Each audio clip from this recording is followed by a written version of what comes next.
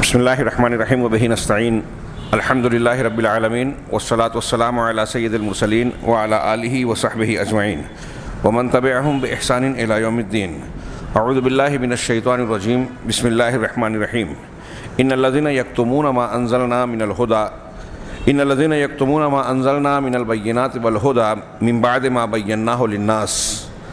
من بعد ما بیناہ للناس فی الکتاب اولئک یلعنہم اللہ ویلعنہم اللاعنون الا الذین تابوا واصلحوا وبینوا فاولئک اتوب علیہم وانا التواب الرحیم.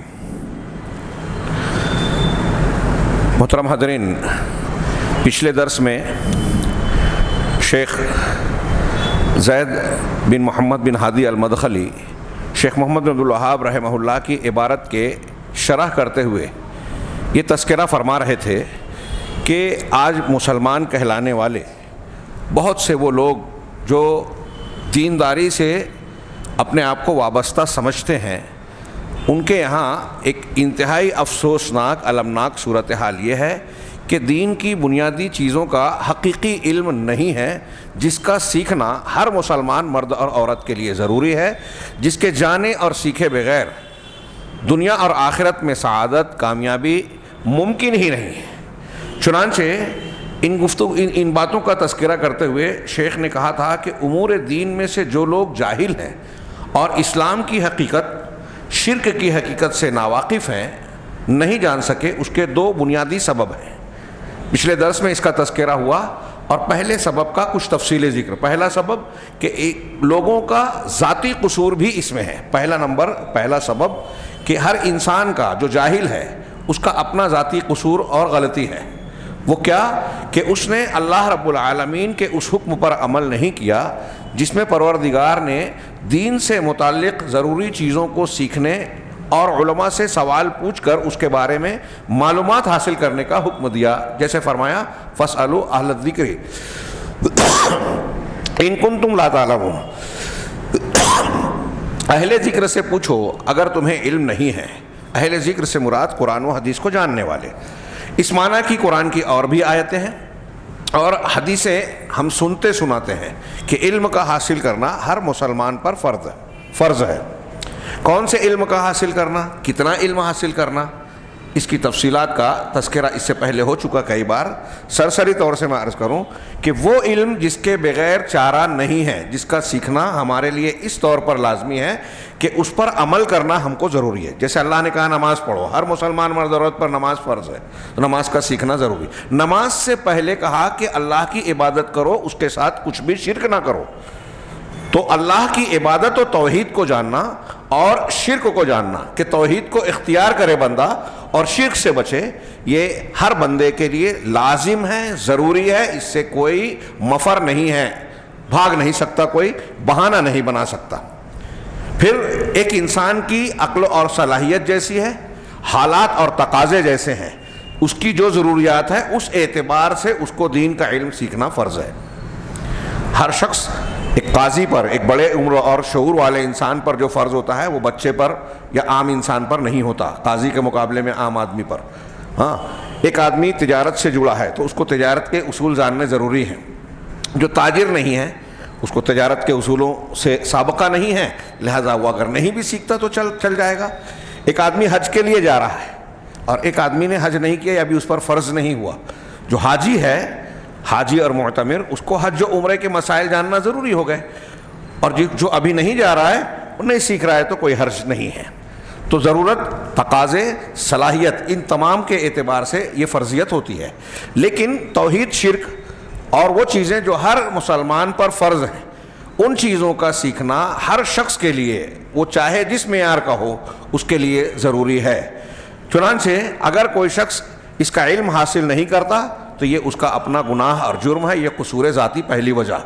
دوسرا سبب لوگوں کے دین کے امور سے، اسلام کی حقیقت اور شرک اور توحید کے حقائق سے ناواقف ہونے کی دوسری وجہ بتائی، قصور من المعلمین، معلمین کا قصور. معلمین کا، اس سے پہلے کے درس میں یہ بھی تذکرہ آیا تھا کہ علماء ربانیین کی بڑی قلت. مختلف علاقوں میں علماء پائے بھی جاتے ہیں تو الگ الگ فکر کے. کئی جگہ ایسا ہے کہ کچھ ایسے لوگوں کو درس دیتے ہیں، تعلیم دیتے ہیں، دعوت کا کام بظاہر کر رہے ہیں، جن کا خود عقیدہ بگڑا ہوا ہے. کوئی رافضی ہے، کوئی صوفی ہے، کوئی قادیانی ہے، کسی کے اندر شرک اور بدعت و خرافات ہے. اب جب خود اس کا عقیدہ خراب ہے اور وہ لوگوں کو تعلیم دے گا تو ظاہر سی بات ہے کہ وہ شرک اور بدعت پھیلائے گا. اور یہ آج ہم اپنی آنکھوں سے، کھلی ہوئی آنکھوں سے دیکھ رہے ہیں. یہ عذر نہیں بنتا ہمارے اور آپ کے لیے. کچھ لوگ کہتے ہیں کہ دیکھو وہ تو عالم ہے، کس کو مانے، کیسے مانے. یہ بہانے بازیاں اللہ کے ہاں نہیں چلے گی. اللہ کا دین صاف ستھرا ہے، اصول ضابطے بالکل کلیئر ہے. آپ معلوم کرنا چاہیں کہ اہل حق قابل اعتماد علماء کون ہیں تو کوئی دقت کی بات نہیں ہے، آسانی سے معلوم ہو سکتا ہے. دلائل کی بنیاد پر آپ جان سکتے ہیں اور غور و فکر کر کے، دعا کر کے آپ پتہ لگا سکتے ہیں کہ کس کی بات قابل اعتماد ہے. آگے شیخ کہتے ہیں کہ معلمین کا قصور، کیونکہ جن لوگوں نے، وہ معلمین، ابھی جو لوگ بگڑے ہوئے ہیں وہ تو ہے ایک دوسرا معاملہ، وہ معلمین اور علماء جو صحیح توحید کا صحیح علم اور فہم رکھتے ہیں، صحیح طریقے سے جانتے ہیں، اور توحید کے مقابلے میں اللہ کے ساتھ شرک کرنے کو بھی وہ اچھی طریقے سے سمجھتے ہیں، اور انہوں نے توحید کے حقوق کو بھی جانا، ان چیزوں کو بھی جانا جس سے توحید کی تکمیل ہوتی ہے، مکملات التوحید، توحید کی تکمیل ہوتی ہے. اور لیکن ان سب چیزوں کو جاننے کے باوجود انہوں نے رسول اللہ صلی اللہ علیہ وسلم یا اللہ کے پیغمبروں کے طریقے پر اپنی کوششوں کو صرف نہیں کیا. اور جو علماء دعات گزرے ہیں، ائمہ اجتہاد، علماء دین، جنہوں نے دین کی نشر و اشاعت کی، دعوت و تبلیغ کا کام کیا، لوگوں تک اللہ کے دین کو بلا کم و کاس صاف ستھرے انداز میں دلائل کے ساتھ پہنچایا، ان کی اتباع یہ معلمین نہیں کرتے. یعنی بہت سارے علماء اور معلمین ایسے بھی ہیں جن کے پاس علم صحیح ہے، لیکن انبیاء کرام اور پیغمبران اعظام علیہم الصلاۃ والسلام کے طور طریقے کو اختیار کر کے وہ دعوت و تبلیغ کا کام نہیں کرتے، لوگوں تک خالص توحید کو پہنچاتے نہیں، اور شرک کو دیکھتے ہیں، جانتے ہیں کہ یہ شرک ہے، لیکن خاموشی اختیار کرتے ہیں، دنیا کی مختلف مصلحتوں کی بنیاد پر صحیح تعلیم دینے سے گریز کرتے ہیں. ان کے بارے میں آ کے کہتے ہیں کہ وہ عالم، شیخ نے کہا کہ وہ عالم جس کو اللہ تبارک و تعالیٰ نے شرعی علم عطا فرمایا ہے، لیکن وہ وقصر فی نشرہ عند الدواعی الی نشرہ، اور اس علم کے نشر و اشاعت کے جو اسباب اور دواعی ہیں، ضرورت ہے، جہاں اس کو پھیلانے کی ضرورت ہے، اس کے داعیے اور ضرورت کے پائے جانے کے باوجود وہ نشر و اشاعت نہیں کرتا، تو ایسے علماء کی اس کام کے نہ کرنے کی دو وجہ ہوگی، دو حالت سے خالی نہیں ہوگا. پہلی یہ کہ وہ عالم معذور ہو، نشر و اشاعت دعوت و تبلیغ کے کام سے معذور ہو. دوسری یہ کہ وہ اگر معذور نہیں ہے تو گنہگار ہوگا. وہ کیسے؟ چنانچہ اگر وہ علم صحیح ایک عالم دین، اب یہاں عالم دین کی جب بات ہو رہی ہے تو ہم یہاں جو بیٹھے ہوئے ہیں نا، یہ نہ سمجھیں کہ صرف جن کے پاس ڈگری ہے عالمیت فضیلت کی وہی عالم دین ہے. ابھی تھوڑا واضح ہوگا، جن کو توحید کا صحیح علم ہے، شرک کا ادراک ہے، وہ سب اس میں آتے ہیں. ابھی آگے آئے گا کہ جس کو جتنا علم ہے اتنا وہ علم صحیح کو پہنچانے کا مکلف ہے، اس سے زیادہ کا نہیں. لیکن جو باقاعدہ عالم ہے وہ اس کا زیادہ ذمہ دار ہے. چنانچہ کہہ رہے ہیں کہ وہ عالم جو علم صحیح کو پھیلانے، نشر و اشاعت کرنے پر قدرت اور طاقت رکھتا ہے، صحیح عقیدے اور اس سے متعلقہ امور کو جانتا ہے، لوگوں تک پہنچا سکتا ہے، اور صحیح عقیدے کے خلاف جو امور پائے جاتے ہیں، گمراہیاں ہیں، بدعقیدگیاں ہیں، اس کو بھی وہ سمجھتا ہے اور لوگوں کو سمجھا سکتا ہے. اور اس کے پاس حسی اور معنوی قدرت ہے، طاقت ہے، حسی طور پہ، معنوی طور پر، یعنی علمی اور بیان، لکھنے کی، بیان کرنے کی، سمجھانے کی قدرت، طاقت اس کے اندر موجود ہے. وَلَكِنَّهُ قَصَّرَ، لیکن وہ کوتاہی برتتا ہے، وہ اپنے اس فریضے کو انجام نہیں دیتا. اور لوگ جہالت میں پڑے ہوئے ہیں، وہ سن رہا ہے اور دیکھ رہا ہے کہ لوگوں کے یہاں جہالت پائی جاتی ہے. فَقَدْ بَاءَ بِإِثْمِ الْكِتْمَانِ، تو ایسا عالم دین علم دین کو چھپانے کے جرم کو اپنے دامن میں سمیٹ رہا ہے. وہ علم کو چھپانے کا مجرم ہے اور اپنے آپ کو ہاں انتہائی شدید اللہ کی طرف سے آنے والی شدید وعید اور دھمکی کے سامنے پیش کر رہا ہے جو اللہ تعالیٰ کے اس فرمان میں منصوص ہے. اللہ نے فرمایا ان الذین یکتمون ما انزلنا من البینات والہدی، کہ یقیناً جو لوگ چھپاتے ہیں ان چیزوں کو جس کو ہم نے، جن دلائل کو ہم نے نازل کیا اور ہدایت کو. البینات والہدی، البینات دلائل، ہدی ہدایت. اللہ رب العالمین نے آسمان سے اتارے ہیں قرآن کو اور رسول اللہ صلی اللہ علیہ وسلم کی حدیثوں کو. یہ مذاق ہے؟ کس کے لیے اتارا، کیوں اتارا، اور اس کی حفاظت کا بھرپور انتظام کیا. اس سے متعلقہ امور ہم پڑھیں، غور کریں کہ قرآن و حدیث کو اللہ تبارک و تعالیٰ نے کتنے اہتمام سے نازل کیا، اس کو محفوظ رکھنے کا کتنا زبردست انتظام فرمایا، بندوں کو کھڑا کیا. امت مسلمہ نے اس سے متعلقہ کتنے علوم اور کتنی چیزوں کو ایجاد کیا تاکہ قرآن و حدیث محفوظ رہے قیامت تک. یہ اللہ کی توفیق سے وہ اس کے وعدے کی تکمیل ہے. یہ ساری چیزیں کیا بیکار ہے، یوں ہی ہیں؟ اتنے وعدوں کے بعد ہم کو اور آپ کو اللہ کے نازل کیے ہوئے دین کی دلیلیں معلوم پڑ رہی ہے، ہدایت معلوم پڑ رہی ہے، اور ہم اس کو چھپا لیں. اللہ کا پروگرام کیا ہے، نازل کیوں کیا؟ لوگوں تک پہنچایا جائے، حجت پوری ہو، کسی کے سامنے عذر اور بہانہ نہ رہے، جنت کا راستہ معلوم ہو صاف صاف طریقے سے، جہنم سے بچنے کی دلیلیں ان کے سامنے رہے موجود.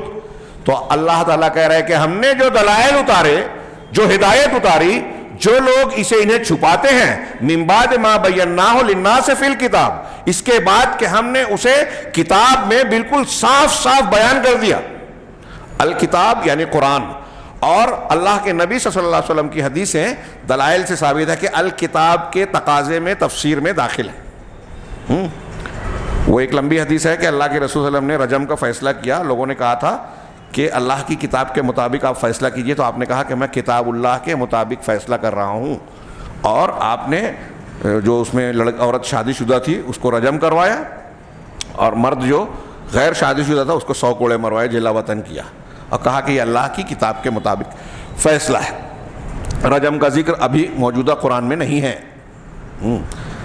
قرآن میں حدیث میں ہے رجم کا حکم شادی شدہ زانی کے لیے. ہاں، تو اللہ کی کتاب جب بولی جائے تو حدیث اس سے الگ نہیں ہوتی. ہاں، قرآن ہے اور قرآن کی تفسیر حدیث.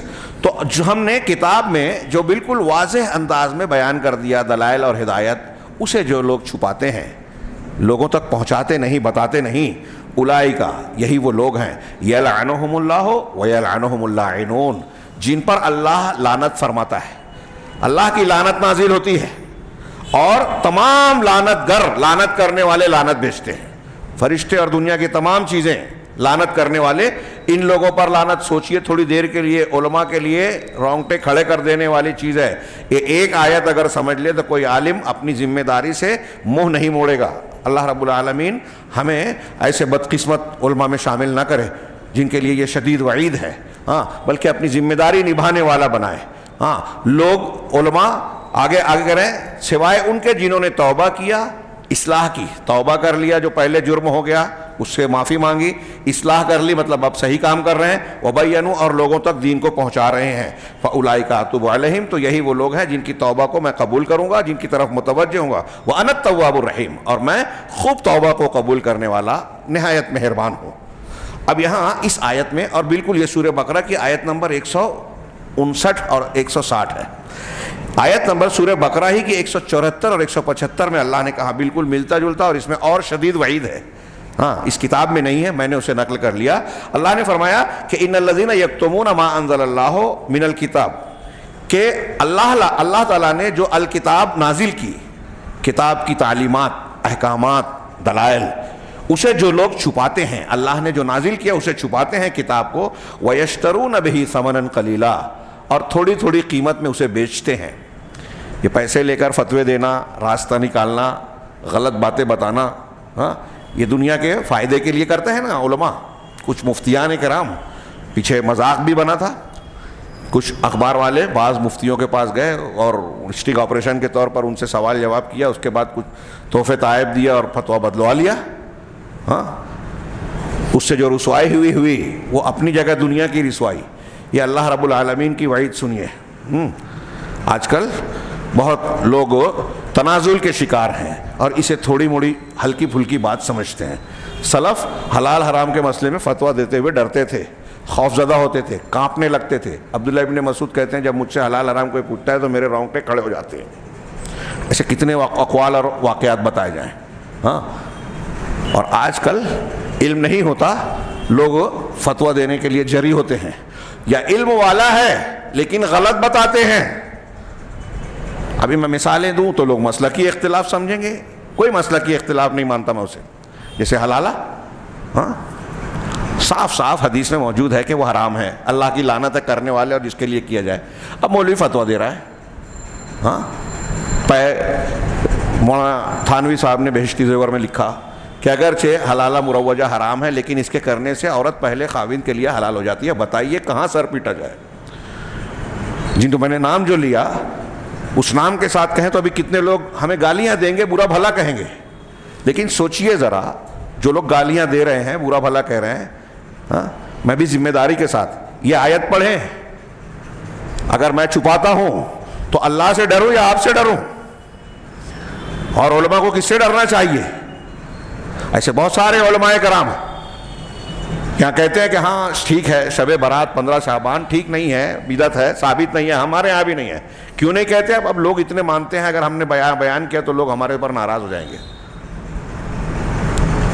کیسے اس میدان میں آ گئے؟ میں تو حیرت کرتا ہوں۔ لوگوں کا ڈر اللہ کے ڈر پر غالب ہے۔ آپ بدعت کو بدعت اس لیے نہیں بولتے کہ لوگ ناراض ہو جائیں گے، اور یہ نہیں سوچتے کہ آپ جب چھپا رہے ہیں تو اللہ کی یہ شدید وعید آپ کا تعاقب کر رہی ہے، اللہ کا دین آپ بگاڑ رہے ہیں۔ اور یہ کوئی ایک دو مثالیں میں نے دی، ابھی سود والا معاملہ ہاں کھلا کھلا حرام ہے۔ ہمارے ہاں مسلمان بینک پہ چلا رہے ہیں، کلیکٹر بنے ہوئے ہیں، جیب میں فتوی ہے مولوی صاحب کے کہ ہندوستان میں چل جائے گا۔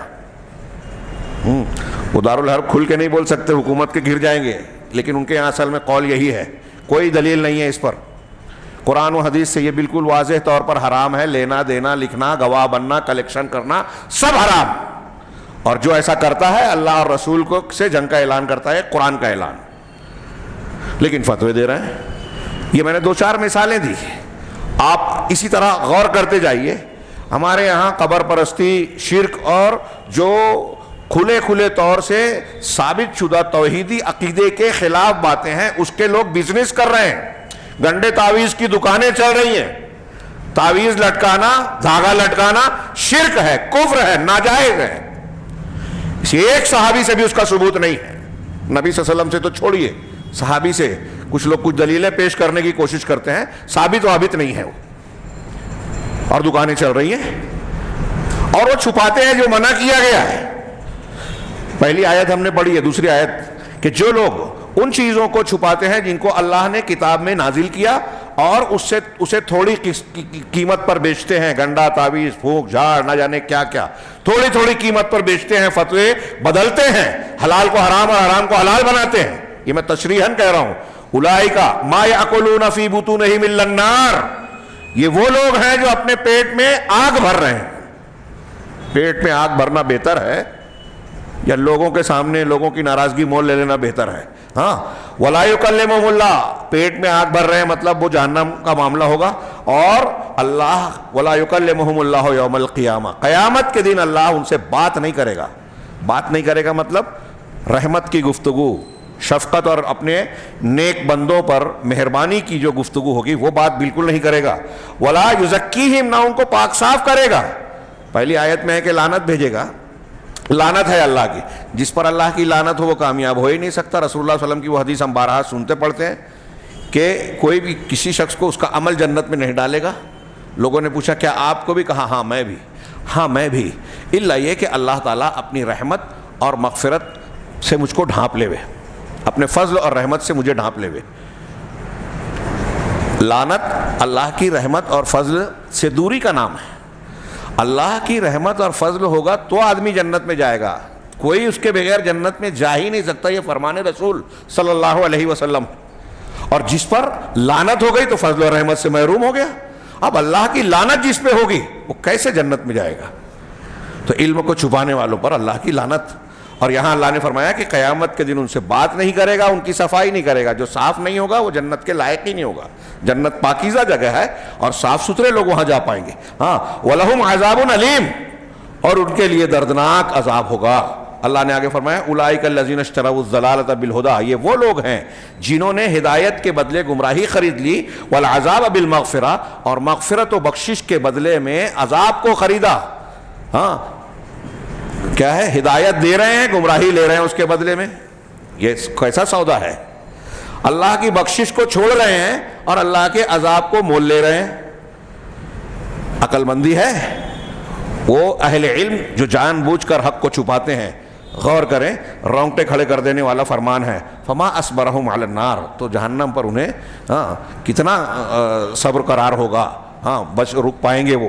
ہاں اللہ تبارک و تعالیٰ کی یہ دو فرمان سورہ بقرہ ہی میں ہے علم کو چھپانے والے لوگوں علماء کے بارے میں.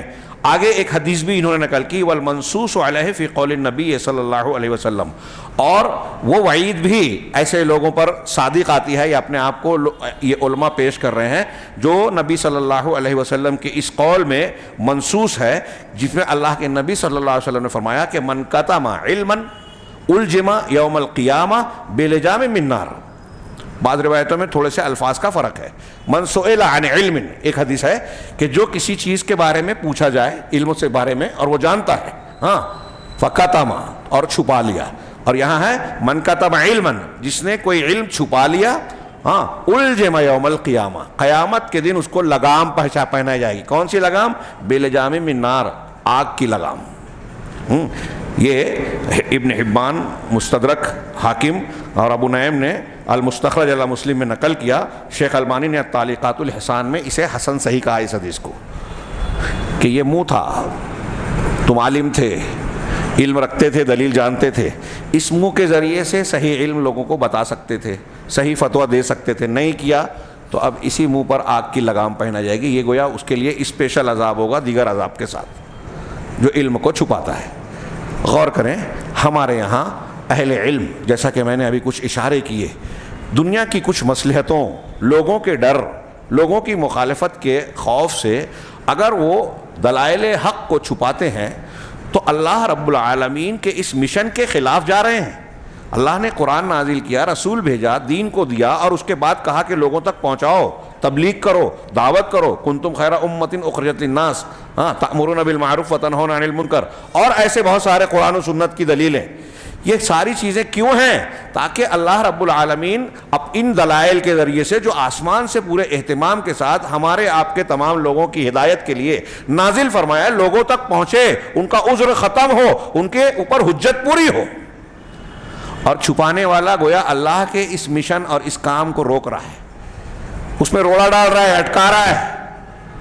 جو پھیلانا چاہیے اللہ کی طرف سے حکم ہے کہ پھیلاؤ، تم اسے سمیٹ رہے ہو، چھپا رہے ہو. تو یہ شدید وعید اس کا تعاقب کرے گی.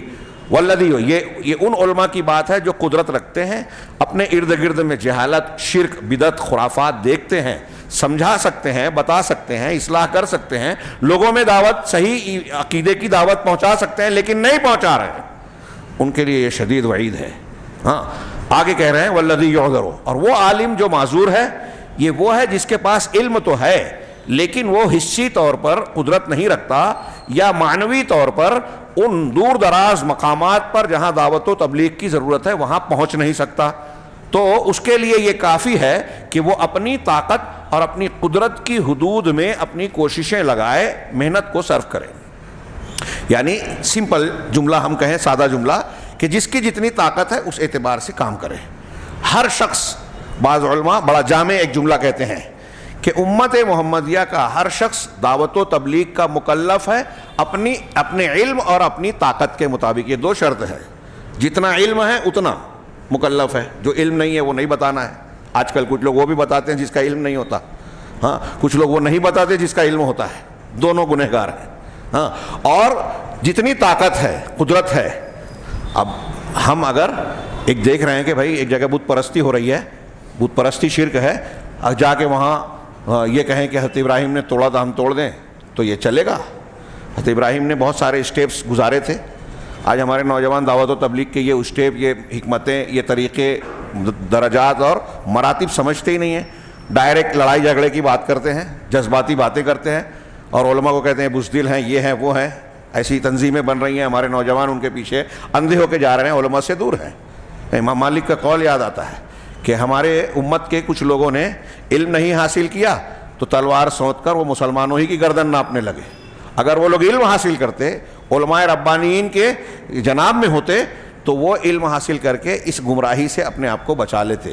ہاں، آج کل وہ اس وقت جو کہا تھا خارجیت وغیرہ کی شکل میں، آج کل بھی یہ فتنہ پایا جاتا ہے. تو اب جتنی آپ کو قدرت ہے، یہ مسئلہ سمجھ لیں اگر، تو وہ لوگ سیدھا سدھر جائیں، مگر کوئی سمجھنے کو تیار ہو تب نا، کہ آپ کی جتنی قدرت ہے آپ اس کے مکلف ہیں. تو اگر کوئی عالم دین علم رکھتا ہے لیکن سمجھانے بجھانے کی قدرت نہیں رکھتا، ابھی جیسے کہ میں نے حضرت ابراہیم والی مثال دی، ہم کیوں نہیں کرتے؟ وہ کریں گے. دعوت و تبلیغ کے اصول میں کہیں فرض ہوتا ہے، کہیں افضل اور بہتر ہوتا ہے صحیح بات پہنچانا، کہیں دونوں پہلو جب ہوں تو اس میں فیصلہ کیا جائے کہ کبھی جائز ہوگا، کبھی رکنا چاہیے، اور کہیں کہیں دعوت کا کام کرنا یا کسی برائی سے روکنا حرام ہو جاتا ہے. اچھی طرح سمجھیں، بہت سے علماء نہیں سمجھتے، یہ اہل علم نے بیان کیا کہ کہیں کہیں اچھی بات پیش کرنا یا برائی سے روکنا حرام ہوتا ہے. کیسے؟ کب؟ جب آپ کسی کو کسی حرام کام سے روک رہے ہیں، روکنے کی کوشش کر رہے ہیں، کوئی کارروائی کر رہے ہیں، تو یہ یقین ہو کہ اصلاح نہیں ہوگی، اس کے بدلے میں رد عمل میں بڑا نقصان ہوگا. یہ جذباتی نوجوان کچھ کام کرنے جاتے ہیں تو جو یہ دعوے کر رہے ہیں حکومت قائم کریں گے، یہ کریں گے، وہ کریں گے، یہ تو ہوگا نہیں اور ہو بھی نہیں رہا ہے. یہ صرف یہاں کی ہندوستان کی بات نہیں ہے، عالم اسلام میں دیکھ لیجیے، وہ تو نہیں ہوتا. اس کے رد عمل میں مسلمانوں کی جان، مال، عزت و آبرو خطرے میں پڑ جاتی ہے. سیدنا ابراہیم نے جب بت شکنی کی تو یہ خطرہ نہیں تھا. تو اگر آپ کوئی ایسا کام کرتے ہو جو کام اچھا ہے لیکن اس کے اچھائی کے بجائے برائی کے نتائج برآمد ہوں گے، تو وہاں آپ اٹھا کے دیکھیے، اہل علم کہتے ہیں کہ ایسے مقام پر اصلاح کا عمل، برائی سے روکنے کا عمل حرام ہے، ناجائز ہے. لیکن بہت سارے عوام تو عوام، خواص بھی یہ بات سمجھتے نہیں ہیں اور کبھی کبھی ایسی حرکتیں کر کے پوری امت کو نقصان پہنچاتے ہیں. تو شیخ آگے کہہ رہے ہیں کہ آگے انہوں نے یہ بات بیان کرنے کے بعد طلبہ کو خطاب کر کے کہا کہ آپ طلبہ، یعنی جو درس پڑھ رہے تھے ان کا، کہ جو توحید کا عقیدہ سیکھ رہے ہو، پڑھ رہے ہو، ابتدائی طلب سے اور درجہ بدرجہ مختلف سطح اور معیار پر پہنچتے ہوئے، طلبہ جو اس مدارس میں پڑھ رہے ہیں وہ مختلف درجات میں الگ الگ درجے کی کتابیں اور توحید کو سیکھتے ہیں، عقیدے کی باتوں کو سیکھتے ہیں. تو ان کو خطاب کر کے کہہ رہے ہیں کہ درجہ بدرجہ جو آپ تعلیم حاصل کر رہے ہیں، آپ پر یہ واجب ہے کہ آپ نے جو کچھ سیکھا ہے آپ اس کی دعوت دیں، اس کو پھیلائیں، اپنے خاندان قرابت داروں سے شروع کرتے ہوئے، اور گھر سے شروع کرنے والے راستے پر چلتے ہوئے، اور اس کو پھر جیسے جیسے آپ کی طاقت اور قدرت ہو اس کو آگے بڑھاتے ہوئے جہاں تک اللہ چاہے. چنانچہ ہم نے جب اب توحید کی حقیقت کو جان لیا، لا الہ الا اللہ محمد رسول اللہ کے معنی کو سمجھ لیا، الحمدللہ یہ بہت بڑی بات ہے، تو ضروری ہے کہ اس کو اپنے گھر والوں میں، خاندان کے اور گرد و پیش کے لوگوں میں، جہاں تم طلبہ سے کہا کہ جہاں آپ جیتے ہیں، زندگی گزارتے ہیں، ان کو سکھاؤ، وہ سکھاؤ جو تم نے جانا، جس کا تمہیں علم ہے، اور جس کا تمہیں علم نہیں ہے، جو تم نے نہیں سیکھا، اسے چھوڑ دو، جانکار کی طرف موڑ دو. اور کوئی بھی کسی بھی نیکی کو حقیر نہ سمجھو. جہاں موقع ملے آپ کو چھوٹی سے چھوٹی بات بتانے کا، سمجھانے کا، نیکی کرنے کا، اس کو حقیر نہ سمجھو، اس کو عمل میں لاؤ، اور ان چیزوں کو جو جانتے ہو اس کو چھوڑ کر ان راستوں میں، میدان میں قدم نہ ڈالو جس کو نہیں جانتے. آج کل بہت سارے لوگ یہ کر رہے ہیں، کہہ رہے ہیں وفی ھذا الاصل العظیم توحید اللہ عز وجل، اور خاص طور سے اس اصل عظیم، دین کی بنیاد، اصل بنیاد یعنی اللہ تبارک و تعالیٰ کی توحید، اور جو اس کے توڑ دینے والی چیزیں یا اس میں نقص پیدا کرنے والی چیزیں. کچھ چیزیں ایسی ہیں جس سے توحید ٹوٹ جاتی ہے. آدمی لا الہ الا اللہ کتنا بھی پڑھتا رہے، اس کا لا الہ الا اللہ بیکار ہو جاتا ہے، ٹوٹ جاتا ہے، کافر ہو جاتا ہے. کچھ چیزیں ایسی ہیں کہ لا الہ الا اللہ کہتا ہے لیکن گناہ کر رہا ہے آدمی، تو اس کی لا الہ الا اللہ یا توحید کے درجے میں کمی ہوتی ہے، اس کا اکمال اور تکمیل نہیں ہوتی، ہاں اس میں نقص آ جاتا ہے۔ تو ان دونوں چیزوں کو جو تم نے سیکھا اسے لوگوں تک بتائیں، اور یہ بات یاد رکھیں کہ صحیح علم کو پہنچانے والے معلمین کا بہت عظیم الشان اجر ہے۔ جناب محمد رسول اللہ صلی اللہ علیہ وسلم کے اس فرمان کی وجہ سے کہ ان اللہ و ملائکتہ اہل السماوات والارضین حتی النملۃ فی جحرہا وحتی الحوت فی البحر لا یصلون علی معلم الناس الخیرہ۔ یہ حسن لغیرہ ہی البانی صاحب نے اس حدیث کو کہا، ابن ماجہ اور دوسری حدیث کی کتابوں میں ہے کہ اللہ یقیناً اللہ تعالیٰ، اس کے فرشتے، آسمانوں اور زمین کے لوگ، یہاں تک کہ چونٹیاں اپنے بلوں میں اور مچھلیاں سمندر میں دعا کرتی ہیں کس شخص پر؟ لا یصلون علی معلم الناس، لوگوں کو بھلائی سکھانے والے انسان، معلمین پر، خیر کے معلمین پر، توحید کے اور سنت کے معلمین پر جو ہے یہ سارے کے سارے جو ہے درود سلام اور کیا کہتے ہیں دعا بیچتے ہیں اللہ کے حق میں، ان کے حق میں اللہ کے جناب میں دعا کرتے ہیں۔ لا یصلون، ابھی پیچھے آیت میں پڑھا کہ اللہ اور تمام لعنت گروں کی لعنت ان لوگوں پہ ہے جو اللہ کے نازل شدہ کتاب اور دلائل کو چھپاتے ہیں۔ چھپانے والوں پر سارے لوگ لعنت بھیجتے ہیں، پوری کائنات، اور بتانے والے پر پوری کائنات دعا بھیجتی ہے، رحمت کی دعائیں کرتی ہے رب العالمین کے جناب میں۔ کیوں؟ جو پھیلا رہا ہے وہ اللہ کے پروگرام پر اور اس کے حکم پر عمل کر رہا ہے، اور جو چھپا رہا ہے وہ اللہ رب العالمین کی نازل کی ہوئی کتاب کو روکنے کی کوشش، جو اللہ پھیلانا چاہ رہا ہے وہ اسے روکنا چاہ رہا ہے، یہ خلاف میں جا رہا ہے اور وہ موافقت میں جا رہا ہے۔ اور جو دین کو، خیر کو، توحید کو پھیلاتا ہے وہ دنیا کا بھلا کرتا ہے، دنیا اور آخرت کی بھلائی اس کے نزدیک ہے اور اللہ کے حکم کی تعمیل ہے۔ یہ جو پچھلے ضمن میں کہا کہ آپ نے یہ چیزیں جان لی کہ لا الہ الا اللہ کے معنی کو آج بہت سارے عوام تو عوام، مدعیان اسلام اور علماء بھی نہیں جانتے، جو پیچھے سے کہا، جبکہ ہم نے یہ پڑھا کہ کفار مکہ اسے جانتے تھے، لا الہ الا اللہ کا مطلب سمجھتے تھے، ہاں، اور بعض عناد اور ہٹ دھرمی کی بنیاد پر اسے قبول نہیں کرتے تھے۔ یہ جاننے کے بعد جب ہم چیزیں، یہ تفصیلات جان لیے کہ توحید کیا ہے، ربوبیت الوہیت والا فرق کیا ہے، تو اس کے بعد شیخ محمد بن عبداللہ نے کہا کہ یہ جاننے کے بعد دو فائدے ہم کو ملتے ہیں۔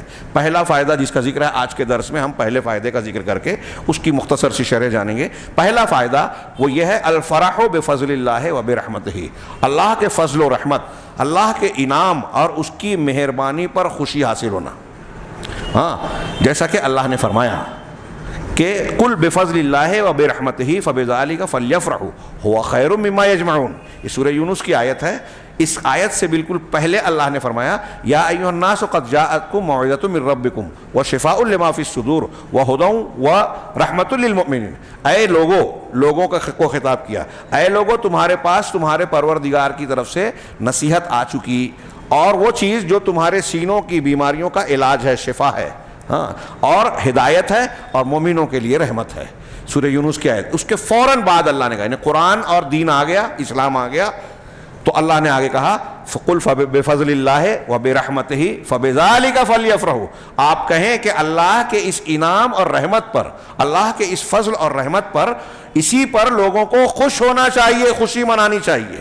ہاں، ہوا خیر مما یجمعون، یہ جو نعمت ہے، یہ جو اللہ کا فضل اور انعام ملا ہے قرآن اور اسلام کی شکل میں، اللہ کہہ رہا ہے کہ جو کچھ دنیا میں یہ جمع کرتے ہیں اس سے بہت بہتر ہے۔ پوری دنیا اگر آپ جمع کر لیں، جو نہیں کر سکتے، پوری دنیا جمع کر لیں، اس کے مقابلے میں اللہ نے جو ہدایت نازل کی ہے نا، اللہ کہہ رہا ہے کہ وہ زیادہ بہتر ہے۔ اور جب ہم کو اور آپ کو یہ ملی، یہ چیز تھوڑی دیر کے لیے سوچئے کہ شیخ محمد بن عبدالوہاب ہمیں کیا سمجھا رہے ہیں کہ آپ نے، ہم نے پڑھا کہ آج بہت سارے لوگ لا الہ الا اللہ سے جو ناواقف ہیں، جاہل ہیں، کافر ہیں، وہ چھوڑیے، جو کہنے والے ہیں وہ بھی لا الہ الا اللہ کا وہ مطلب نہیں سمجھ رہے جو کفار مکہ سمجھتے تھے۔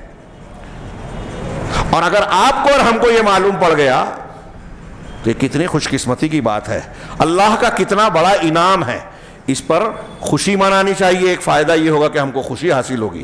اللہ تعالیٰ کہہ رہا ہے کہ خوش کس پر ہونا چاہیے؟ اللہ کے اس انعام پر، رحمت پر، جو اس نے آسمان سے نازل کیا، یہ خوشی کی اصل چیز ہے۔ چنانچہ شیخ زید اس کی تشریح کرتے ہوئے اس عبارت کی یہی دو لائن کی آج تشریح پڑھیں گے اور آج کا درس ختم کریں گے۔ کہا کہ حقیقی بات، حق یہی ہے کہ اللہ تبارک و تعالیٰ نے جس شخص کو توحید کی جانکاری دی اور توحید کے دلائل کی معرفت عطا کی اللہ کی کتاب اور اس کے رسول صلی اللہ علیہ وسلم کی سنت صحیحہ سے. جو شخص توحید کو جان گیا, شرک کو جان گیا, قرآن اور حدیث کی دلیلوں کو اس سلسلے میں جان گیا, اور اس کے ساتھ ساتھ توحید کی ضد یعنی شرک کو جان گیا تاکہ اس سے بچے, تو اللہ تبارک و تعالیٰ نے اس پر سب سے بڑا انعام کیا ہے. وہ سب سے بڑے انعام سے مشرف ہے. اس لیے کیوں توحید کا فائدہ بتاتے ہوئے ایک ایک جملے میں انہوں نے 5-6 باتیں کہی. کہا اس لیے کہ توحید جنت کی کنجی ہے, کلید جنت ہے. ہاں مطلب جس کے پاس توحید نہیں ہوگی وہ جنت میں جا ہی نہیں سکتا. اور اسی طرح اس کا محقق کرنا, توحید کو مضبوط اور صحیح بنانا, یہ اللہ کے عذاب سے وقایہ ہے, بچاؤ ہے, اور یہ مسلمانوں کی جان, مال, عزت و آبرو کے بچاؤ کی بنیادی سبب اور موجب ہے. وہ موجب للشفاع, اور قیامت کے دن اللہ کے رسول کی سفارش, اللہ کی طرف سے جو شفاعت کی اجازت ملے گی جن لوگوں کے حق میں, یہ توحید کی بنیاد پر ہی ملے گی. جس کے پاس توحید نہیں ہے اس کے لیے شفاعت کی اجازت نہیں ہوگی. اسی طرح موجب للخروج من النار وان دخلها الموحد بذنوب اصابها, اور اگر کوئی موحد توحید والا انسان گناہوں کی زیادتی کی وجہ سے جہنم میں چلا بھی گیا تو یہ توحید ہوگی, اگر شرک سے محفوظ ہے وہ, تو یہ توحید اس کو جہنم سے نکالنے کی موجب اور ذریعہ ہوگی. فہو اجل العبادات, تو شیخ کہہ رہے ہیں کہ یہ توحید سب سے جلیل القدر عبادت ہے, سب سے افضل اور سب سے اعلیٰ عبادت ہے. اور اعظم الفرائض علی الاطلاق, اور مطلق طور پر تمام فرائض میں سب سے بڑا فرض ہے, نماز سے بھی بڑا فرض ہے, سب سے بڑا فریضہ ہے. اذن چنانچہ کہہ رہے ہیں اس چیز کو, یہ ایک پیراگراف بہت غور سے سنیں, کہ فالعنایت بتحقیق ہی, توحید کو مضبوط بنانے پر توجہ دینا, ہاں اس پر خاص توجہ دینا کہ ہم کو توحید سمجھ میں آ جائے. یہ مرد ہو یا عورت, تمام عقل والے مرد اور عورتوں کی سب سے اہم خصوصیت ہے, صفات ہونی چاہیے. جب توحید کی یہ اہمیت ہے کہ وہ صفات اسی سے ملے گی, جنت سے کا داخلہ اسی سے ملے گا, جہنم سے بچاؤ کی وہی بنیاد ہے, اور اسی کے لیے اللہ نے پیدا کیا, جنت جہنم بنائی, تو جتنے بھی عقل والے ہوں, مرد ہوں یا عورتیں, ان کی سب سے زیادہ توجہ یہ ہونی چاہیے کہ ہم توحید کو سیکھیں اور اس کو مضبوط بنائیں. اور اس توحید کے اس پہلو کو نظر انداز کرنا, مہمل قرار دے دینا کہ ارے کوئی ضرورت نہیں ہے, جیسا کہ آج اکثریت کا ہمارے یہاں معاملہ ہے. اور بہت سارے لوگ توحید سنتے ہیں. ابھی ہمارے یہاں بہت سارے آپ کو ایسے ملیں گے کہ یہ توحید کرتے رہتے ہیں. انبیاء کرام بھی توحید ہی کرتے تھے, کہ اس کے بغیر کام نہیں چلے گا, اور اس کے بغیر کوئی اصلاح نہیں ہوگی, اصلاح معاشرہ. یہ جو دنیا کی کوششیں لوگ کرتے ہیں نا, فضائل پر محنت کر رہے ہیں, اس پر کر رہے ہیں, کبھی نہیں ہوگی اصلاح اگر توحید نہیں ہے. اللہ کے گھر میں پورے علی وجہ البصیرہ کہہ رہا ہوں, انبیاء کا منہج یہی ہے, نبی نے اصلاح یہی کی. 23 سالہ زندگی میں دور نبوت میں نبی کریم صلی اللہ علیہ وسلم نے جو ایک معجزہ پیش کیا کہ دنیا کی سب سے زیادہ جاہل اور جہالت اور جاہلیت والی قوم کو سب سے بڑی مہذب قوم اور دنیا کا استاذ بنا دیا. وہ طریقہ اصلاح کا زیادہ مؤثر, صحیح اور بہتر ہے, یا یہ جو لوگ فلاں مولانا فلاں شیخ اور فلاں مفکر جو ایجاد کر رہے ہیں وہ صحیح ہے, اور جس کا ہم دیکھ رہے ہیں تجربہ کر کے کوئی فائدہ نہیں ہوتا. 20 سال 25 سال ہوتے ہیں. ہاں لوگ تو فضائل کرتے ہیں, نوافل تو پڑھتے ہیں, صلاۃ چاشت تو پڑھتے ہیں, ذکر و اذکار کرتے ہیں, لیکن بہن کا حصہ ہڑپ کر لیا, ترکے کی تقسیم نہیں کر رہے ہیں, چوری کر رہے ہیں, سود بیاج کا لین دین کر رہے ہیں. مطلب ان کی توحید اتنی مضبوط ہے ہی نہیں کہ ان کو گناہ سے روکے, اللہ کا ڈر پیدا کرے ان کے اندر. یہاں دیکھتے ہیں کہ نبی کریم صلی اللہ علیہ وسلم کے سماج میں ایک شخص سے زنا ہو گیا, خود اپنے آپ کو لا کے پیش کرتا ہے, اصب تو حدن, اللہ کے رسول میں حد کو پہنچ گیا, مجھ پر حد جاری کیجئے. جانتے ہیں کہ مار ڈالا جائے گا سزا کے طور پر, پھر بھی پیش کیا, کوئی بدنامی کا ڈر نہیں, اللہ کا ڈر اتنا شدید ہے. یہ ہے اصلاح. اور یہ کہاں سے آئی؟ یہ اسی تعلیم سے آئی جس کو آج لوگ نظر انداز کہہ رہے ہیں. تو شیخ کہہ رہے ہیں کہ اس فرض عظیم کو نظر انداز کرنا, مہمل اور بیکار قرار بنانا, یعنی توحید سے آنکھیں موڑنا, اس سے کوتاہی برتنا, اور باپ دادا کی, بھائی بہنوں کی, اور سماج معاشرے میں جاری جو ہے رسم و رواج کی تقلید کرنا, اندھی تقلید کرنا بغیر سمجھے بوجھے. کہہ رہے ہیں کہ لا ينبغي من المسلمین ولا يجوز لهم ان يرضوا لانفسهم بهذا, یہ مسلمانوں کے لیے قطعی طور سے ٹھیک نہیں ہے, بلکہ کہہ رہے ہیں کہ مسلمانوں کے لیے یہ جائز ہی نہیں ہے کہ اپنے لیے اس کو درست سمجھیں, اس پر راضی ہوں, اس پر راضی ہوں مسلمان مرد ہو یا عورتیں. بہت بڑی بات، میں اس کو کہہ رہا ہوں کہ پورا درس دیا جا سکتا ہے اس جملے پر، کیونکہ یہ بہت سارے لوگ ہمارے گرد و پیش میں مسلمان کہلانے والے اس کو ماننے کے لیے تیار ہی نہیں. ان کے دین کی مبلغ اور ان کے دین کی فہم اور اپنے آپ کو اطمینان دینے کی سب سے بڑی بنیاد کیا ہے؟ ہمارے ابا، ہمارا گھرانہ، اتنے بڑے مولانا، اتنی بڑی تعداد، یہ دلیل ہے ان کی. ہاں پوچھئے ان سے، لوگوں تک پہنچائیے، یہ ہمارا فریضہ ہے کہ یہ دلیل نہیں ہے، آنکھیں کھول لیجئے. ہاں اگر تعداد، اکثریت لوگوں کا یا باپ دادا کا دین سچا مانا جائے تو دنیا میں کس مذہب کو آپ غلط بولو گے؟ میں اکثر کہتا ہوں سیدنا ابراہیم نے جب دعوت پیش کی اپنے باپ کو، اپنی قوم کو، تو اکیلے تھے، اکثریت کہاں تھی؟ باپ دادا کہاں تھے؟ باپ کو کہہ رہے ہیں کہ یا ابتی انہ قد جاءنی من العلم ما لم یاتک فاتبعنی، میرے پاس جو علم آیا ہے آپ کے پاس نہیں ہے، میری اتباع کیجیے. مطلب اگر علم ہو، باپ کی تقلید بیٹے کو نہیں کرنا چاہیے جہالت کے ساتھ. علم حاصل اگر آپ کرتے ہیں تو بیٹے کی اتباع باپ کو کرنی چاہیے علم اور دلیل کی بنیاد پر. یہ قرآن کہہ رہا ہے، واقعات پڑھتے ہیں، مانتے کو تیار ہی نہیں ہے قرآن حدیث. تو اللہ رب العالمین یہ شیخ کہہ رہے ہیں کہ ایک مسلمان کو خاص طور سے عام دین کے معاملے میں تو انہوں نے کہا ہے، میں اس میں ایک بات کر رہا ہوں کہ خاص طور سے عقائد کے معاملے میں، اور میں اس سے پہلے بار بار ذکر کیا ہوں، حنفی، شافعی، مالکی وغیرہ میں بھی اقوال یہ موجود ہیں کہ عقیدے میں تقلید جائز نہیں ہے. دیوبندیوں کے یہاں بھی ہے، بریلویوں کے یہاں بھی. مطلب دلیلیں جاننا ضروری ہے. اب وہاں جو اہل حدیثوں پہ اعتراض کرتے ہیں، کیا ہر آدمی کو قرآن حدیث سمجھتا ہے کہ یہی سوال وہاں عقیدے کے بارے میں ہم کر سکتے ہیں؟ ہاں جاننا ضروری ہے. جس علم کو اختیار کرنا لازم قرار دیا ہے اللہ نے، اس کا ہی حاصل کرنا ضروری ہے. اب وہ کسی بھی معیار کا علم حاصل کرے، اگر ایک کھیت میں کام کرنے والا، جنگل میں لکڑی کاٹنے والا انسان ہے، تو کیا اس بنیاد پر کہ اس کو قرآن حدیث کا گہرا علم نہیں ہے، وہ شرک کرے، بت پرستی کرے، اللہ کے یہاں بچ جائے گا؟ ان لوگوں سے جو یہ کہتے ہیں پوچھا جائے، اللہ کے یہاں بچ جائے گا؟ یہ کہا جائے گا اللہ تعالیٰ نے ہم کو دماغ، آنکھ، کان دیا کس لیے؟ غور و فکر کرنے کے لیے، سمجھنے کے لیے. کیا سمجھنے کے لیے؟ ادرک، لہسن، پیاز، اس کا بھاؤ، گورنمنٹ، سیاست، یہ جی نہیں. وجعل واللہ اخرجکم من بطون امہاتکم لا تعلمون شیئا، اللہ نے تم کو تمہاری ماؤں کے شکم سے پیدا کیا، نکالا اس حالت میں کہ تم کو کچھ علم نہیں تھا. جب پیدا ہوئے تو کوئی علم نہیں تھا. یہ سب کے لیے بول رہا ہے، پیر صاحب ہوں، بڑے سے بڑے ولی ہوں. ہمارے لوگ بولتے وہ پیدا ہوئے تھے تو 15 پاروں کے حفظ حافظ تھے، ان کو پورا قرآن یاد تھا. اللہ کا قرآن کہہ رہا ہے کہ جب پیدا ہوتا ہے تو کوئی علم نہیں ہوتا. ہاں وجعل لکم السمع والابصار والافئدہ، اور تمہارے لیے آنکھ، کان، آنکھ اور دل و دماغ بنایا. کیوں بنایا؟ لعلکم تشکرون. دنیا کی باتیں سمجھو، چال بازیاں جانو، کاروبار، زندگی سیکھو، ٹھیک ہے اس میں اس کا استعمال ہو، لیکن اس کا اصل مقصد کیا ہے؟ قرآن حدیث اور اللہ کی نعمتوں میں غور و فکر کرو گے تو شکر گزار بنو گے. اللہ تعالیٰ نے نعمت کی ہے یہ جانو گے تو صرف اللہ کے سامنے جھکو گے، وہ منعم ہے تو اسی کا شکر بجا لاؤ گے، دوسروں کے در پر نہیں جھکو گے. تو یہ اللہ رب العالمین کہہ رہے ہیں، یہ شیخ کہہ رہے ہیں، اب کوئی باپ دادا کی تقلید کرتے ہوئے بھائی بہنوں کو دیکھ کے، بھیڑ بھاڑ کو دیکھ کے کہ ارے وہاں تو اس کے ماننے والے تو اتنے لوگ ہیں. جاہل لوگوں کی عام طور سے بڑی دلیل یہی ہوتی ہے.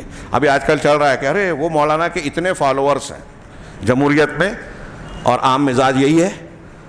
تو اب ایک باطل قوت ہوتی ہے ہمارے یہاں حکومتوں میں، اب یہ طریقہ اختیار کرتے ہیں کہ غلط چیز کو وہ جب بڑھاوا دینا چاہتے ہیں تو اپنے ماننے والوں کو ٹرینڈ کر رکھا ہے سوشل میڈیا پہ، یس یا نو بولو تو یہ انہی کے لوگ جو ہے اس کی تائید کرتے ہیں، شو کرتے دیکھو ملک کے اتنے لوگ اس کی تائید میں ہیں.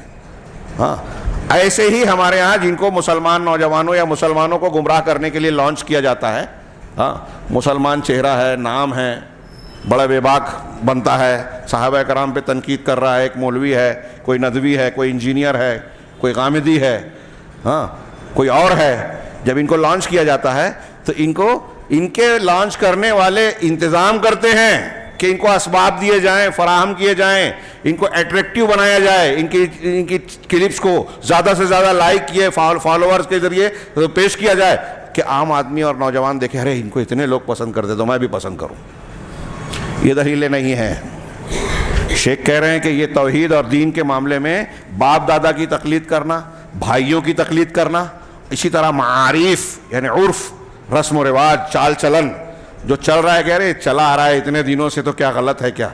ہاں دیکھیے ایک جگہ کچھ چلتا ہے 25-30 سال کے بعد کچھ اور چلنے لگتا ہے، یا کچھ علاقے بدل جاتے ہیں تو کچھ اور چلن ہوتا ہے، تو جہاں جو چلن ہے وہ جائز ہو گیا۔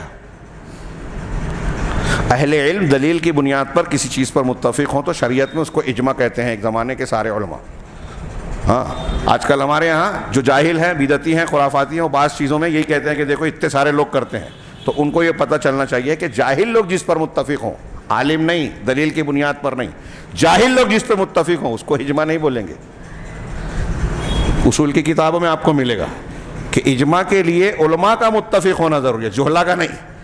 تو جاہل جس پر متفق ہوگا اس کو رسم کہتے ہیں، رواج کہتے ہیں، عرف کہتے ہیں۔ رسم و رواج شریعت اور دین میں کوئی معنی نہیں رکھتا۔ تو کہا کہ ایک مسلمان کے لیے یہ درست نہیں ہے، مناسب نہیں ہے، اور اپنے آپ کے لیے اس پر راضی ہونا جائز نہیں ہے کہ باپ دادا کی تقلید کرے، ماحول کے پیچھے بھاگے اور ان کی بغیر سوجھ بوجھ اور عقل کا استعمال کیے ہوئے ان کی اندھی تقلید کرے۔ ہاں کہہ رہے ہیں فَإِنَّ هَذَا مِن ذُنُوبِ الْجَهْلِ، کیونکہ ایسا کرنا جہالت کی قسموں میں سے ہے، جس کا کرنے والا انسان جس کو اللہ نے سمیع اور بصیر بنا، فَجَعَلْنَاهُ سَمِيعًا بَصِيرًا، سورہ دہر میں شروع میں کہا نا کہ انسان کو ہم نے پیدا کیا اور اس کو سننا اور دیکھنے والا بنایا۔ ایسے سننے اور دیکھنے والے انسان کے لیے یہ ٹھیک نہیں ہے کہ اللہ نے عقل دی، صلاحیت دی، شعور دیا اور آپ اندھے ہو گئے کسی کے پیچھے چلنے لگے، یہ مناسب نہیں ہے۔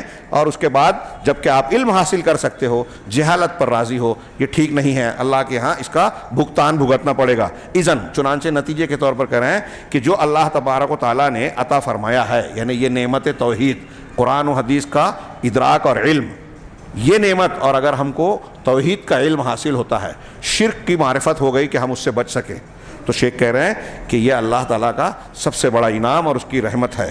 ایسا انعام اور ایسا جس پر رشک کیا جائے، اور اللہ رب العالمین کی صبح و شام، رات و دن، کھلے اور چھپے، ہر وقت اس نعمت پر شکر ادا کیا جائے، اس کی حمد بیان کی جائے، اور پھر اس توحید کی تعلیم اور لا الہ الا اللہ کا جو علم ہمیں ملا ہے ہم اسے پھیلائیں، اور یہ نعمت کے شکر کا حصہ ہے۔ اگر ہم چھپا کے بیٹھ رہے ہیں تو ہم اس کی ناقدری کر رہے ہیں، یہ اس کے شکر کا حصہ ہے۔ اور نشر سے مراد یہی ہے کہ وہ عالم جو صحیح شرعی علم رکھتا ہے وہ ان لوگوں تک اس علم کو پہنچائے جو نہیں جانتے۔ والآیت الکریمہ، یہ آیت قل فبذالک فلیفرحوا قل بفضل اللہ وبرحمتہ فبذالک فلیفرحوا، اس آیت میں شیخ کہہ رہے ہیں کہ یہ آیت نبی صلی اللہ علیہ وسلم سے خطاب ہے، اور نبی صلی اللہ علیہ وسلم سے جب خطاب ہوتا ہے تو آپ کے واسطے سے پوری امت کو خطاب ہوتا ہے۔ اس آیت میں اللہ نے کہا قل، یعنی اے محمد آپ کہیے، بفضل اللہ، کہ اللہ کے فضل پر، یا وہ فضل کیا ہے؟ اسلام ہے، جس کو اللہ رب العالمین نے اپنے بندوں پر جو اور ہم پر جو احسانات فرمائے ہیں ان میں سب سے افضل ہے، اس لیے کہ اسی اسلام کے ذریعے سے اللہ نے ہم کو دنیا کے عذاب، برزخ کے عذاب اور آخرت کے عذاب سے بچنے کا وعدہ کیا ہے کہ یہ اسلام تم کو ہر عذاب سے بچائے گا۔ وبرحمتہ، اور اس کی رحمت سے، یعنی اللہ نے قرآن کو نازل کیا اور اس امت پر رحم فرمایا، اس لیے کہ اللہ تعالیٰ نے قرآن کو ہر چیز کے لیے بیان، شریعت اور ضرورت سے متعلق جو ہماری ضرورت ہے اس سے متعلق ہر چیز کو کھول کھول کر بیان کرنے والا، ہدایت، رحمت اور مسلمانوں کے لیے بشارت والا بنایا۔ چنانچہ آخر میں کہتے ہیں فعلیک ایھا المسلم، چنانچہ تم پر لازم ہے اے مسلمان، تم پر لازم ہے کہ تم اسلام کی اس نعمت پر خوش ہو جاؤ اور قرآن پر خوشی اور مسرت محسوس کرو۔ یہ جلسے جلوس کر کے نہیں، عید میلاد اور یہ منانے کا نہیں ہے، صحابہ نے بھی اس پر ایمان لایا تھا، کیسے خوشی اظہار کرتے ہیں، اور یہ فرح کیسی ہو، خوشی کیسی ہو، شرعی انداز کی ہے۔ ایک نے آگے کہا شرعاً اس پر خوش ہو، کیسے کہ یہ تم کو یدعوک الی العمل، یہ خوشی اس طرح ہوگی کہ آپ اسلام پر عمل کرنے کی طرف راغب ہوں۔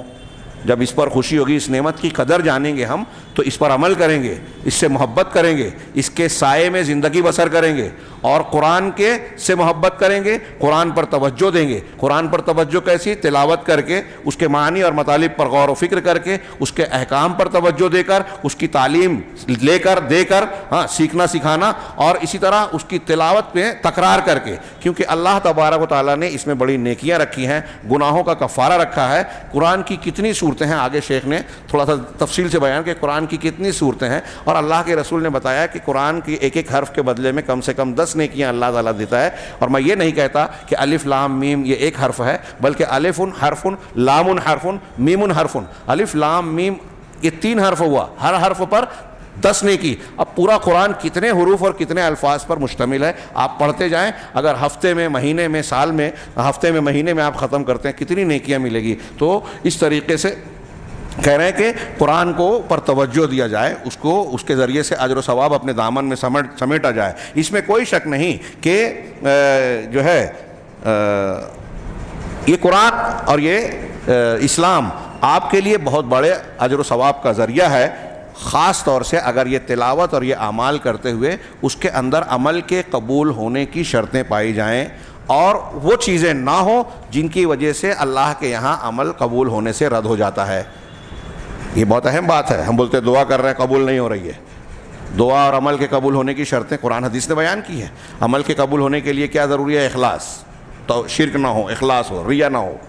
اور دوسرا رسول کی مطابقت یعنی سنت کے مطابق ہو، بدعت نہ ہو. بدعت پر آدمی کتنی بھی محنت کرے اجر و ثواب نہیں ملے گا بلکہ وہ رد ہو جائے گا. وہ عذاب کا باعث ہے. ہر جمعہ میں اللہ کے رسول یہ پڑھتے تھے کل بدعۃ ضلالہ و کل ضلالۃ فی النار. اسی طریقے سے جو ہے دعاؤں کی قبولیت کے لیے جو رکاوٹ ہے، رشتہ کاٹنا، حرام کھانا، جلد بازی کرنا، امر بالمعروف اور نہی عن المنکر، برائیاں دیکھ کر طاقت رکھتے ہوئے برائیوں سے نہ روکنا، یہ اللہ کے عذاب کو دعوت دیتا ہے. کہا وبہذا الفرح وبہذا یفرح طالب القرآن فرحا، اس چیز کے، اس خوشی کے ذریعے سے، اس نعمت پر قرآن کی تلاوت کرنے والا بہت عظیم الشان خوشی اور مسرت سے دوچار ہوتا ہے. اللہ تعالیٰ کے اس فرمان کے مطابق قل بفضل اللہ وبرحمتہ فبذلک فلیفرحوا هو خیر مما یجمعون، کہ اس اللہ کی رحمت اور انعام پر وہ خوشی منائیں. یہ چیز جو ہے، جو اللہ نے نعمت دی ہے قرآن اور اسلام کی، یہ دنیا کی تمام چیزیں جو لوگ جمع کر رہے ہیں اس کے مقابلے میں عظیم الشان ہے. چنانچہ کہہ رہے ہیں کہ حقیقت میں اے قرآن کی تلاوت کرنے والے اور خوب تلاوت کرنے والے، اس کے عمل پر حص رکھنے والے، اللہ تبارک و تعالیٰ اگر تمہیں پوری دنیا بھی اپنے اسباب اور تمام لوازمات کے ساتھ عطا فرما دے اور تمہارے سامنے ڈال دے تو یہ ساری نعمتیں جو ہے اس کا مقابلہ نہیں کر سکتی جو قرآن اور توحید کی شکل میں آپ کو دیا گیا ہے. وہ نعمت اسلام ہے، نعمت قرآن ہے، اور اس کی بنیادی چیز ہے توحید. توحید کو اختیار کیا جائے، شرک سے بچا جائے. تو اگر یہ جو کچھ بیان کیا شیخ محمد بن عبد الوہاب نے، اس کا پہلا فائدہ، کہ اس کے جاننے کا پہلا فائدہ یہ ہوگا کہ ہمیں حقیقی خوشی حاصل ہوگی.